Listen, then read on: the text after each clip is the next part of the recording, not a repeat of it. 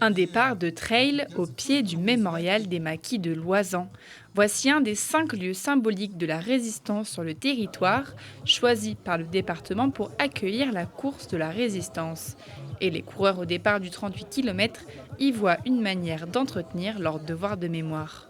C'est un territoire qui a quand même une histoire quand même prononcée concernant cette résistance, donc que ce soit dans le Vercors, cette vallée aussi de la Romanche.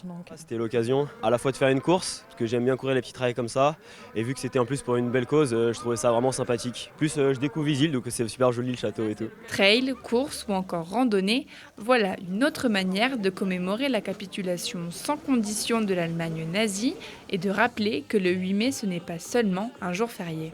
Le 8 mai, c'est le jour du souvenir, du 8 mai 45, jour de l'armistice. Donc ce souvenir de ce moment est quelque chose d'essentiel. Il faut qu'à l'époque où les témoins disparaissent, eh bien, les jeunes générations prennent le relais et se souviennent également. Fort de son histoire, cette année, c'est le domaine de Visil qui a été mis à l'honneur en accueillant le village d'animation et certains départs et arrivées.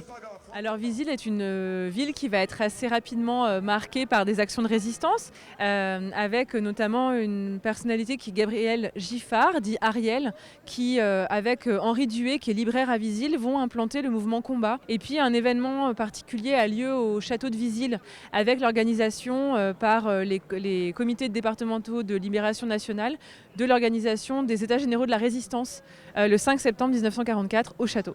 Entre sport et culture, cette manifestation aura permis de rappeler à certains et faire connaître à d'autres l'histoire des territoires de l'Oisan et de la Matésine.